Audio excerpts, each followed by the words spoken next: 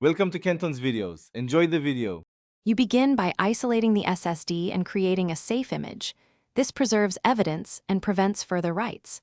Connect the drive via a reliable SATA or powered USB adapter, then boot a rescue USB with manufacturer tools and a smart reader. Run a quick smart check to see reallocated sectors, pending sectors, and power cycle counts. Once done, make a full sector image to another drive. This step is essential. It lets you attempt fixes without risking original data. Now you dig into the why. Interpret smart flags and log entries to decide the next move. If firmware is outdated or shows known crash bugs, run the vendor updater. Make sure the drive remains powered and do not interrupt the update.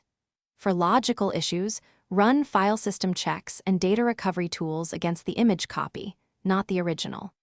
If read errors persist, use sector recovery utilities that retry reads with varying timeouts. This can often recover fragments that high-speed reads miss.